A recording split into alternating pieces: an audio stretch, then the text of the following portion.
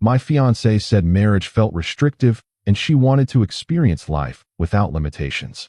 I canceled the wedding contracts, redirected the deposits into investments, and closed on the property alone. She called months later when limitations started looking like stability. I just feel like marriage is a cage, and I'm not ready to lock the door. She said it on a Tuesday, not during a fight, not after a rough week or a difficult conversation. She said it while we were eating pasta at the kitchen table I had bought for the apartment we shared, on a Tuesday evening that felt like every other Tuesday evening we'd had for the past 3 years.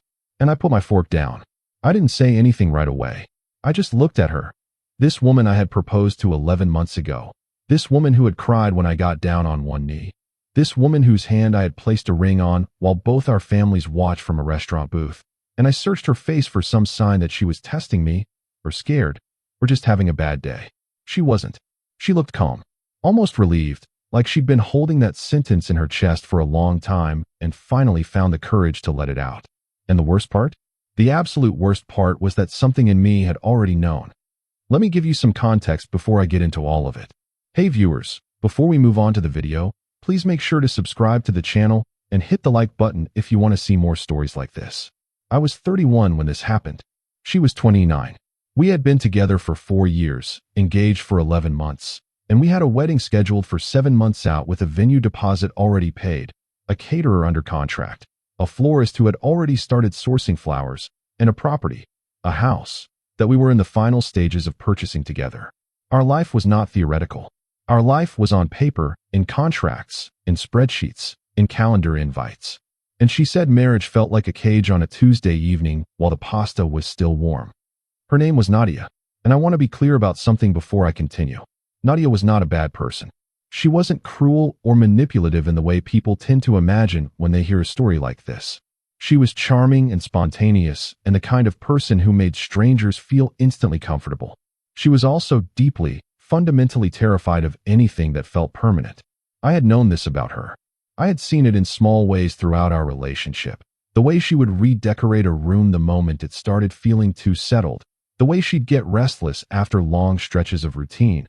The way she sometimes looked out windows at nothing in particular with an expression I could never quite name. I had told myself those were quirks. I had told myself I was overthinking. And when she said yes to my proposal, I told myself I had been wrong about my concerns altogether. I was not wrong. I just had the timing off. What does that mean exactly? I asked her that Tuesday. I kept my voice even. I was proud of that, actually. It means I've been thinking, she said. About what? About us. About the wedding. About what our life is going to look like. And she set her fork down too now. She looked at her plate for a second, then back at me. I love you, she said.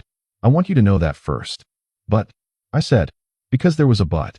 There is always a but after someone leads with I love you in that specific tone of voice. But I feel like everything is moving so fast, and I don't know if I've actually experienced enough to. She stopped herself. To what? I said. To feel ready, she finished. I let that sit in the air between us for a moment. Nadia, I said slowly. We've been together for 4 years. We've lived together for 2. We have a wedding in 7 months, and we're closing on a house in 6 weeks. I know, she said quietly. So what does experienced enough mean? She looked away again. I don't know, she said. I just feel like there are things I haven't done. Places I haven't been. A version of myself I haven't met yet. I sat back in my chair. I looked at the ceiling. I thought about the venue deposit. I thought about the house. I thought about my mother, who had already bought a dress. I thought about all of it for about 30 seconds, and then I looked back at her and said, "What do you want to do?" She blinked, like she hadn't expected that question, like she had expected me to argue or beg or tell her she was being ridiculous. "I don't know," she said again. "Okay," I said. "When you figure it out, let me know." And I picked my fork back up, and I finished my pasta. I want to be honest about what was happening inside me during that conversation, because it wasn't calm. The even voice, the steady hands, the measured question, all of that was real. But underneath it was something cold and sharp and very, very awake. Something that had been half asleep for months suddenly opened its eyes and said, "You already knew this was coming." And I had. Not consciously. Not in a way I could have pointed to on a map. But there had been signs. The way she'd started spending more time with her single friends. The way certain conversations about the future would make her go quiet. The way she'd stopped bringing up the wedding with the same excitement she'd had in the beginning. I had noticed all of it. I had explained it away. I had done what people in love tend to do, which is choose the interpretation that hurts less. But that Tuesday, sitting across from her with a fork in my hand, I stopped explaining things away. I just looked at the situation clearly for the first time. And what I saw was this. The woman I was supposed to marry in 7 months was not sure she wanted to get married. And no amount of wanting it to be different was going to change that fact. She came to me 3 days later. She had clearly been thinking and talking to her friends. I could tell by the slightly rehearsed quality to her sentences, like she had practiced this part. "I think I need some space," she said. We were in the living room. I was on the couch with a book I hadn't been reading. "To figure out what you want," I said. "Yes." "How much space?" She hesitated. "I think I want to move back to my sister's place for a while." I closed the book. "Define a while," I said. "I don't know. A few weeks. Maybe a month." "And the wedding?" She looked pained. "Can we just pause on the wedding stuff?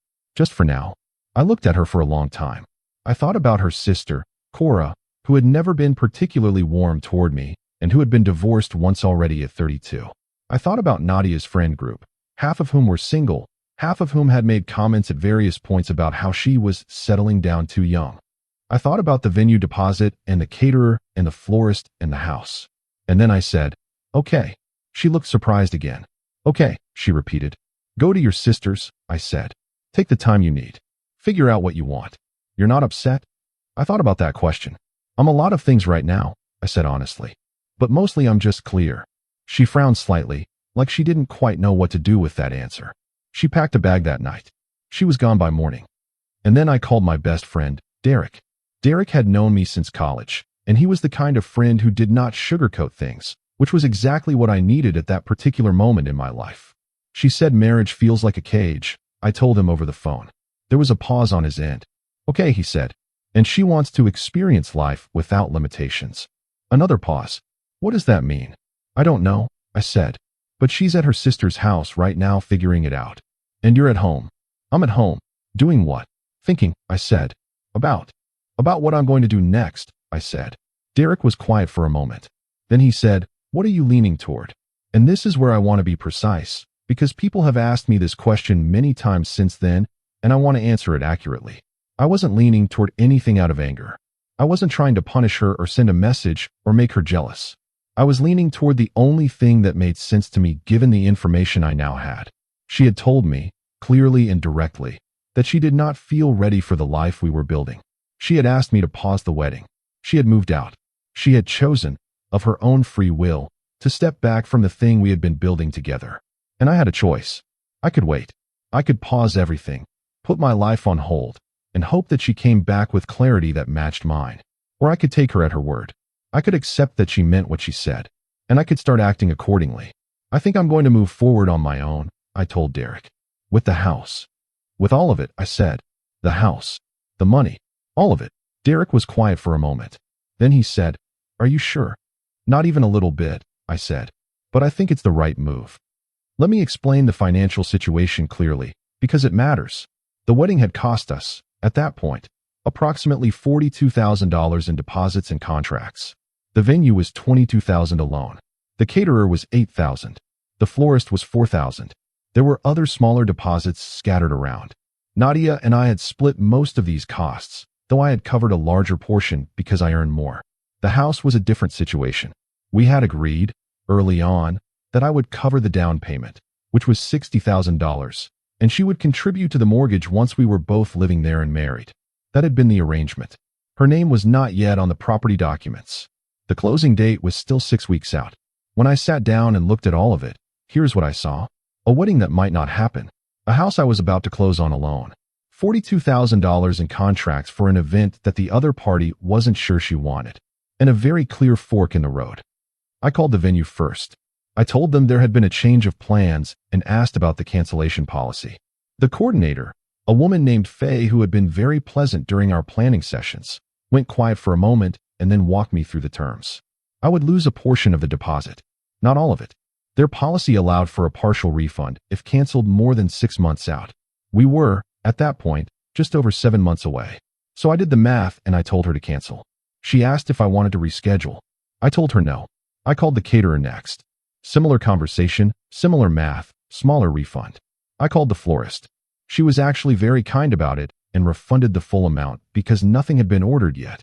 I called everyone on the list, one by one, methodically, and as I was doing this, as I was working through the spreadsheet I had built of every wedding-related contract we had signed, I was also doing something else.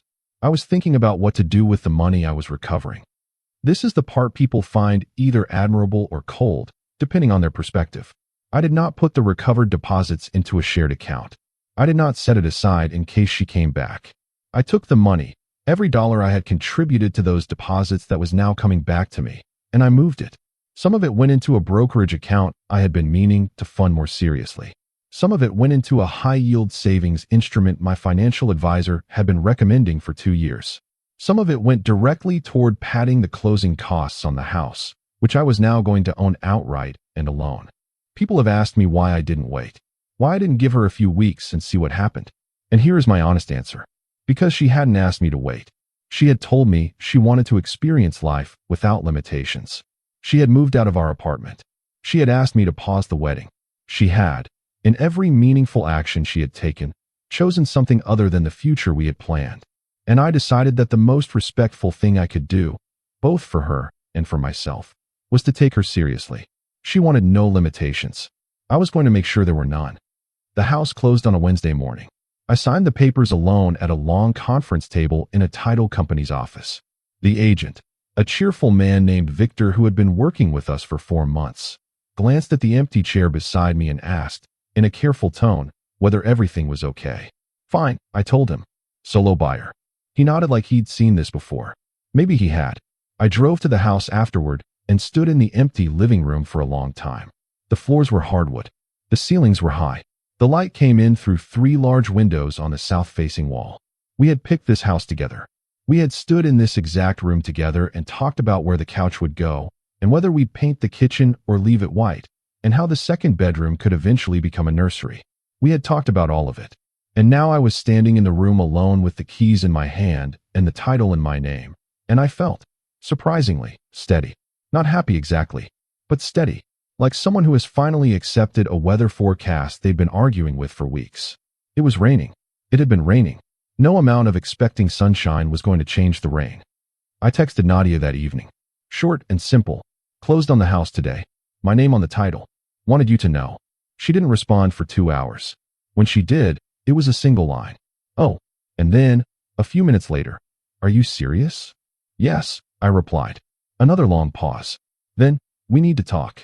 Okay, I said. When? Tomorrow. Can you meet me? Sure. We met at a coffee shop that was roughly halfway between the apartment and her sister's place. She was already there when I arrived, sitting at a corner table with both hands wrapped around a mug like she was cold, even though it was June. She looked tired. She also looked like she'd been crying, though I couldn't be sure. I sat down across from her. She didn't say anything right away. I didn't push. You canceled everything, she finally said. Yes, I said. The venue. The caterer. All of it. Yes. Without telling me. I leaned back. Nadia, I said, as calmly as I could manage. You told me marriage felt like a cage. You told me you wanted to experience life without limitations. You moved out. You asked me to pause the wedding. She looked down at her mug. I didn't mean. What did you mean? I asked. Not with anger. Genuinely. She looked up at me. I didn't mean for you to just cancel everything. I thought we'd talk about it. We're talking about it now, I said. But it's done, she said. You already did it. You made your choices, I said. I made mine. She stared at me. There was something in her eyes that I can only describe as the look of someone who has reached for something and found it no longer there. The house, she said quietly.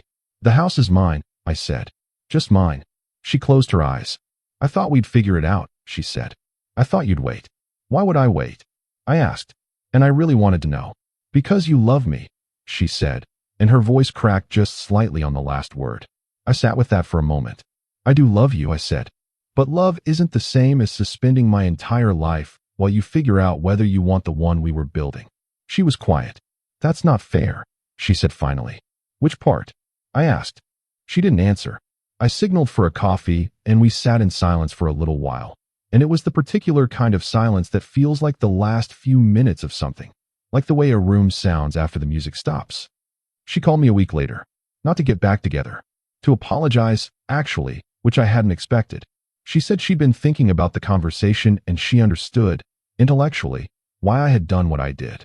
She just hadn't been prepared for it. What did you think was going to happen? I asked her. She sighed. I think I thought you'd fight for it, she said. For us. Nadia, I said carefully. You told me what you wanted. I respected it. I know. That's not something to be upset about. I know, she said again quietly. She asked how I was doing. I told her I was fine. I was moving into the house in 2 weeks. I had hired a furniture company to deliver most of the pieces I'd already purchased. I was fine. That's good, she said, and she sounded like she meant it and like she hated it at the same time. We said goodbye. It was cordial. It was final in the way that cordial goodbyes often are. Not the dramatic kind of final, not the kind with raised voices or slammed doors, but the quiet kind, which is honestly harder. I moved into the house on a Saturday in July. Derek helped me move boxes. My cousin, Owen, drove down from 2 hours north and helped me put together furniture. My mother came over the following Sunday and cried in my kitchen for about 4 minutes, and then composed herself and made enough food to last me 3 weeks. Mothers are remarkable that way. She didn't say a lot about Nadia. She said, once, very carefully, that she was sorry it had happened. I told her I was okay. She looked at me for a long time, the way mothers do when they are deciding whether to believe you. Are you really? She asked. Getting there. I told her honestly. She nodded. She went back to cooking. That was the end of the conversation about Nadia in my mother's presence for a very long time. The months after that were, and I want to describe this accurately, quiet. Not empty. Not sad exactly. Just quiet. I went to work. I came home to a house that was slowly becoming mine in the particular way that space has become yours, through habit and time and the accumulation of ordinary evenings. I cooked dinners I'd never made before because I finally had a kitchen worth using. I refinished part of the back deck on a series of weekends in September because I had always wanted to learn how to do that kind of thing. I had drinks with Derek on Fridays. I played basketball with a group of guys from my office on Sunday mornings. I read books. I started running again after a 2-year break. I was not miserable. I want to be honest about that, because I think people expect this part of the story to be a portrait of a man falling apart. I wasn't falling apart. I was, actually, quietly and somewhat unexpectedly, becoming more myself than I had been in a long time. Which is not a criticism of Nadia. Or maybe it is, a small one. Maybe what it tells you is that I had spent 4 years becoming a slightly edited version of myself, softer in certain places, more careful in others, managing the relationship the way you manage anything that has invisible fault lines you're trying not to step on. And now there were no fault lines. There was just a house and a life, and me living it. I heard things about Nadia secondhand, the way you do when you've been part of the same social orbit for years. She had taken a trip to Portugal with some friends in August. She had started a new job in September. She had moved out of her sister's apartment into a place of her own. She looked, by all accounts, like she was doing exactly what she had said she wanted to do. I was glad for her, in the uncomplicated way that I think you can only be glad for someone once you've removed the weight of waiting for them. I didn't feel victorious about any of it. I didn't feel vindicated. I just felt like two separate things had happened. She had chosen her path, and I had chosen mine, and we were both walking them. That was all. But then October came, and the first week of October, I ran into Nadia's friend, Priya, at a grocery store. Priya was one of those mutual friend situations. She and Nadia had been close for years, and I had always liked her in the detached way you like the friends of your partner, without ever quite becoming their friend yourself. She looked surprised to see me. "Oh," she said, in the cereal aisle. "Hi." "Hi," I said. We did the brief, slightly awkward exchange of people who know each other through someone they no longer know together. She asked how I was. I said fine. I asked how she was. She said fine. And then she paused, in the way people pause when they're deciding whether to say the thing they're thinking. "How's Nadia?" I asked, because it was clearly where the pause was going. Priya looked at me carefully. "She's okay," she said. "Yeah." Another pause. "She misses you," Priya said, and then immediately looked like she hadn't meant to say it quite that plainly. I said. "She doesn't say it, but she does." I nodded slowly. I told Priya it was good to see her. She said the same. We went separate directions in the cereal aisle. I drove home and thought about what Priya had said for the rest of the evening. Not with a racing heart or rekindled hope. More like the way you consider a piece of information that doesn't quite change anything but sits there anyway, asking to be acknowledged. November. I had a good month in November. Work went well. I had started a small side project, consulting work that had been on the back burner for 2 years, and it was picking up traction. The investments were performing solidly. The house had a furnace that worked flawlessly in the cold, which sounds minor but matters when it's 15 degrees outside. Derek came over for a football game one Sunday and said, very casually, "You seem like yourself again." I asked what that meant. He said, "You know, settled, calm. You weren't like this the last 2 years." I thought about that. "I was managing a lot," I said. "I know," Derek said. "I know you were." He didn't say more. He didn't have to. I had been managing, for 2 years, the low-level anxiety of loving someone who was always slightly somewhere else. Not physically, emotionally, always slightly elsewhere. Always with one eye on the window and an expression I couldn't quite name. I had stopped managing that. And Derek was right. I was calmer. I was, in some fundamental way, more settled. She called on a Saturday in December. The call came in around noon. I was in the kitchen, and the name on my phone screen stopped me for a second the way it tends to when you haven't seen it in months. I answered. "Hey," I said. "Hey," she said. There was a pause. "Is this a weird call to make?" she asked. "A little," I said honestly. "Okay, I'm sorry. I can call back or—" "Nadia," I said. "You already called. What's up?" She let out a short breath. "I just wanted to hear your voice," she said. I didn't respond to that immediately. I filled a glass of water and leaned against the kitchen counter. "How are you?" I asked. "Honestly," she said. "Yes." "I'm a little lost," she said. I waited. "I thought it would feel different," she said. "All of it. The freedom. The space. The no limitations thing. And it doesn't." I said. "It feels—" She paused, searching for the word. "Empty?" "No. Not empty exactly. More like unmoored." "Unmoored," I repeated. "Like I'm moving but there's nowhere to actually go," she said. I was quiet. "That's hard," I said. "I went to Portugal," she said. I heard. "It was beautiful," she said. "I'm glad I went. But I thought about you the whole time." I set the glass down. "Nadia." "I know," she said quickly. "I know. I'm not calling to. I don't know what I'm calling for, actually. I just missed your voice." "It's okay," I said. We were quiet for a moment. "How's the house?" she asked. "Good," I said. "I refinished the back deck." "You did?" She sounded genuinely surprised. "Yeah. You hate DIY stuff." "Turns out I don't," I said. "Turns out I just never had the space to try it." She was quiet for a second. "That sounds like a metaphor," she said softly. "Might be," I said. We talked for 40 minutes. Not about the relationship. Not about the wedding or the house or the canceled contracts. Just talk the way you talk to someone you know well, about small things, about work, about nothing important. And at the end of it, she said, very quietly, "I made a mistake." I didn't answer right away. "Which part?" I asked eventually. "All of it," she said. "The conversation in the kitchen. Moving out. Letting you cancel everything without fighting for it. You said marriage felt like a cage." I reminded her. "I know what I said," she said, and her voice was careful and small. "Do you still feel that way?" A long pause. "No," she said. "I feel like freedom without something to come home to is just loneliness in a nicer outfit." I closed my eyes briefly. That was a very precise thing to say. "I'm sorry," she said. "I know saying that doesn't." "You don't need to apologize," I said. "I hurt you," she said. "You did," I agreed. "And I made decisions based on what you told me. And we both have to live with how it all went." She was quiet.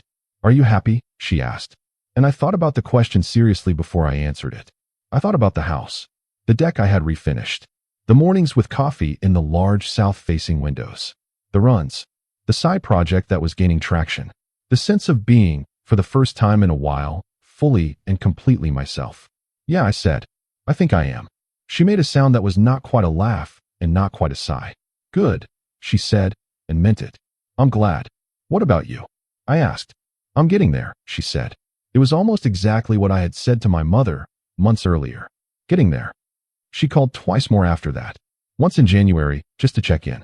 Once in February, to tell me she had started therapy, which she mentioned with the self-consciousness of someone sharing something vulnerable, and that it was helping. I told her that was genuinely good to hear. Each conversation was shorter than the last. Each one a little more settled. Less weighted. Like the heat going out of something as it cools to the temperature of the room. In February, at the end of one of those calls, she said, "Can I ask you something?" "Sure," I said. "Do you regret it?" "Any of it." I thought about what she was really asking. Whether I regretted canceling the wedding. Whether I regretted closing on the house alone. whether I regretted moving forward instead of waiting. I thought about who I had been the day she said marriage felt like a cage, afraid to push back, hoping she would change her mind, willing to explain away every sign that things were not what I wanted them to be. And I thought about who I was now. No, I said, I regret some things about how we got there. But the decisions I made after? No, not even the house, she asked, and there was something wistful in her voice. Especially not the house, I said. She was quiet for a moment. It had those windows, she said softly. It still does, I said. And she laughed. A real one. And we left it there. I want to tell you something about what the months between that kitchen table and that last phone call actually taught me, because I think people expect this kind of story to be about the woman who walked away and came back, and in a certain narrow sense it is that. But that is not actually what the story is about. The story is about the moment I put my fork down. That Tuesday. The moment I stopped explaining away what I could see clearly, stopped managing the fear underneath my hope, and just looked at the situation for what it was. Because here is what I think was true about Nadia. She was not lying to me when she said marriage felt like a cage. She genuinely believed it. She was also not lying when, later, she said that freedom without something to come home to is loneliness in a nicer outfit. She genuinely believed that too. She had needed to learn the difference between what she was afraid of and what she actually wanted. And the only way she was going to learn it was by actually living it. If I had waited for her, if I had paused the wedding and held the house in suspension and kept our shared life in a kind of holding pattern, she would not have had the space to find that out. She would have had me, hovering, a reminder of everything she had said she didn't want, a pressure that would have made the cage feel more real, not less. By making my decisions cleanly, and without waiting for her permission, I had done two things simultaneously. I had protected myself, and I had freed her, not intentionally, not as a strategy, just as a consequence of taking her at her word. There is a version of this story where she comes back and we reconcile, where she stands in the doorway of my house with the hardwood floors and the south-facing windows, and something shifts, and we figure out a new version of us. I have thought about that version. I will be honest with you. I have thought about it more than once. She was someone I loved genuinely. She was funny and vibrant, and she made rooms feel warmer when she walked into them. She was also someone who needed to learn, through actual experience, something I had already figured out. And the question I asked myself, in the quiet months, in the December phone calls and the February check-ins, was whether I wanted to be present for the learning process, whether I wanted to be the before and after of her understanding, whether I wanted to be the thing she came back to once freedom stopped feeling like what she'd imagined. And the answer, when I let myself be completely honest about it, was complicated. Not no, but also not simply yes. There is a saying I heard somewhere, I cannot remember where, that goes something like, when someone tells you who they are, believe them the first time. And I had not done that. Not really. I had heard Nadia tell me, in various small ways over the years, that permanence made her uncomfortable, that routine made her restless, that part of her was always reaching for the next thing. I had heard all of it, and I had loved her anyway, and I had proposed anyway, and I had built a future anyway. And she had said yes to all of it. She had meant yes, in the moment. She had cried real tears when I proposed. She had loved me, genuinely, throughout. But there was a part of her that had never fully been able to reconcile her love for me with her terror of what love required. Stability, consistency, the closing of certain doors. And that conflict, eventually, had broken the surface. On a Tuesday evening, with a fork on the table and the pasta still warm. I don't know exactly where Nadia is now. We don't talk much anymore. Not because things ended badly, because things ended. And sometimes endings, even clean ones, need quiet in order to actually be over. What I know is this. She is figuring herself out. She is in therapy. She is building a life that is hers, on terms she has chosen rather than inherited from someone else's plan. And somewhere in that process, I believe she is becoming someone who will know more clearly what she wants and what she can commit to. I hope that for her. Sincerely. The house is everything I thought it would be, and a few things I didn't. I thought it would feel incomplete, being there alone. It doesn't. It feels finished in a different way than I imagined. Not the warm, crowded finish of two people building something together, but the particular satisfaction of a thing done on your own terms. The south-facing windows are exactly as good as they looked during the showing. The deck, which I refinished myself over 3 October weekends with tutorials and the wrong kind of sandpaper and then the right kind, is something I'm quietly proud of every time I sit on it. The kitchen, which Nadia and I had debated leaving white or painting a deep olive green, I painted deep olive green. Alone. On a Saturday afternoon. It looks good. It looks exactly right. Derek came over for dinner last month. He stood in the kitchen and looked around and said, "This is really nice." "Thanks," I said. "You did all of this yourself?" "Most of it," I said.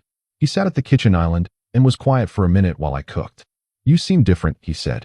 "You keep saying that," I said. "It keeps being true," he said. "What happened to you?" I thought about it. "I stopped waiting," I said. Derek nodded. He looked around the kitchen again. "Good call," he said.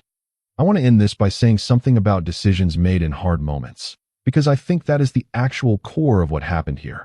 When she said marriage felt like a cage, I had a choice. I could fight it. I could plead with her, or argue her out of it, or wait patiently in the hope that she'd come around. Or I could hear her, really hear her, accept that what she was saying was true for her, even if it wasn't true in any objective sense, even if I believed she would feel differently later. I chose to hear her, and hearing her meant acting accordingly. It meant canceling contracts. It meant redirecting money. It meant closing on a house alone. It meant building a life that did not have her absence at its center, did not organize itself around waiting. It meant taking her at her word. And here is the thing nobody tells you about taking someone at their word when their word hurts. It is one of the most clarifying things you can do. Because once you've accepted what someone has told you, really accepted it, in your bones, you stop being in a relationship with your hope for them, and you start being in a relationship with reality. And reality, however painful, is workable. Reality you can build with. Hope, when it's all you have, just keeps you standing in the same place waiting for a weather that might never come. She called when limitations started looking like stability. That's how this story was framed at the beginning, and it's true. She called when the open road started feeling like it went nowhere in particular. When freedom without direction started feeling like drifting. When the absence of a cage started feeling like the absence of something she had actually wanted. She called, and I answered. And we had real conversations, honest ones, the kind we should have been having years earlier maybe. And I listened, and I was kind, and I did not go back. Not because I was punishing her, not because I wanted to win something, but because the life I had built in her absence, the house, the investments, the side project, the olive green kitchen, the refinished deck, the morning runs, the better version of myself that had emerged when I stopped making room for the parts of me that were afraid. That life was real. That life was mine. And no amount of missing what we had was going to make me hand it back to chance. The last thing she said to me, in that February call, was something I've thought about many times since. She said, "I think I understand now why you did it all so quickly." "Yeah." I said. "You weren't being cold," she said. "You were being honest." "I was trying to be," I said. "I kept thinking you were punishing me," she said. "But you were just doing what you do, taking things seriously, following through." "Is that," I started. "It's one of the things I loved about you," she said. "It's also one of the things that scared me, because it meant you would actually do it. You would actually leave." I thought about that. "I didn't leave," I said quietly. "You stepped back. I just didn't follow." She was quiet for a long moment. "Yeah," she said finally. "I know." And that was it. That was the whole thing, distilled. She had stepped back. I had not followed. And we had both, in our own separate ways, gone somewhere real. The house has a backyard. Not large. Decent sized.